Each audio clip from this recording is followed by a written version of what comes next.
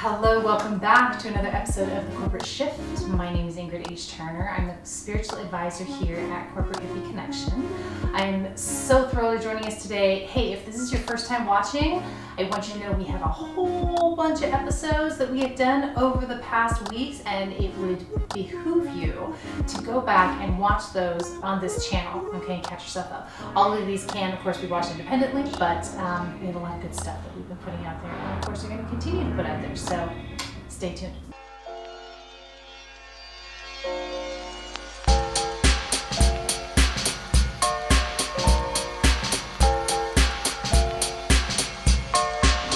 All right, let me talk to bosses out there, boss babes.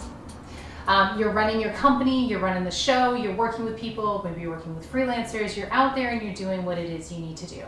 Mistakes are gonna happen. And what I want you to be aware of is when a mistake happens, be aware of your own knee-jerk response to assign blame outside of you. It's a very human thing to do, but here's why we do it in the workplace. We do it in the workplace because when we're working for a corporation, there is this sort of cutthroat, competitive mentality where you're only as good as your last win. And people are scared to admit a mistake or to be accountable for a mistake that they make, or they're afraid of being blamed for a mistake that didn't happen to them, because it's so easy for people to be going along, committed, doing their thing, and then make a big mistake and end up, losing their job and their life falling apart. So we have a lot of conditioning around that, but you don't have to operate that way anymore. Now, this doesn't mean that if somebody makes a mistake, you don't hold them accountable. It doesn't mean you don't have a conversation. It doesn't mean you don't talk about where things went wrong, strategies you can put in place to, make sure that that mistake doesn't happen again. But avoid the tendency, try and catch yourself in the tendency to immediately shove blame on somebody else, to find out where the link broke, and get into this sort of fighting, competitive, cutthroat mentality, which is only conditioning. Humans do not operate like that when left to their own devices. Come at it with love. Here's why. When you are busy assigning blame, when you are looking for somebody to blame or shoving responsibility off of yourself, you're actually creating an energetic dynamic of pushing away, of resistance, of moving it out of your sphere. And it's not just going to affect that one instance or that one mistake or that one slip up or miscommunication. It's going to affect your entire being, and because you dictate the energy of your entire organization, the team you manage, the projects and products you're putting out into the world, that is going to bleed down and through into everything, into your whole organization.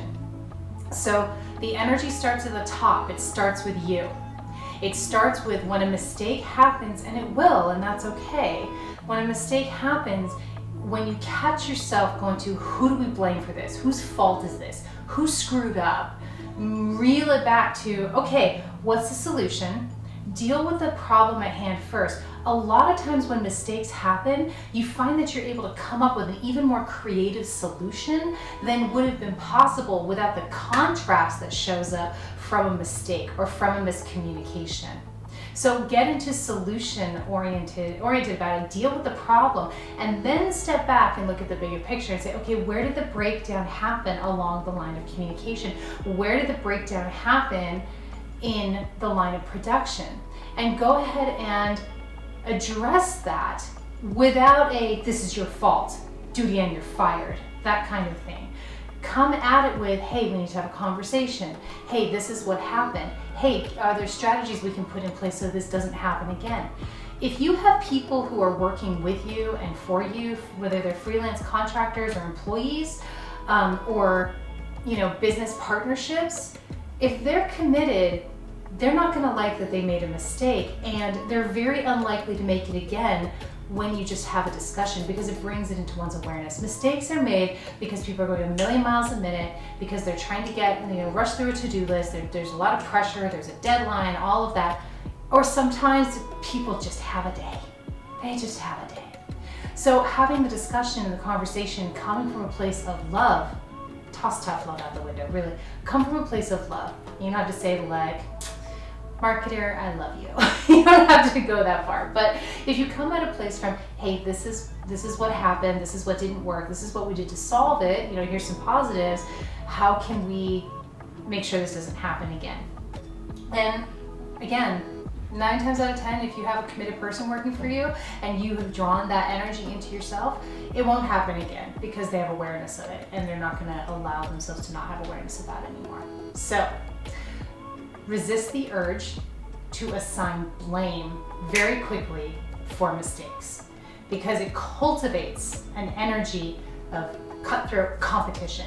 And that's not how you want to show up in the world. It's not how your energy authentically stands. It's not how you want to interact with your people, and certainly not how you want your services and your products oozing out into the world.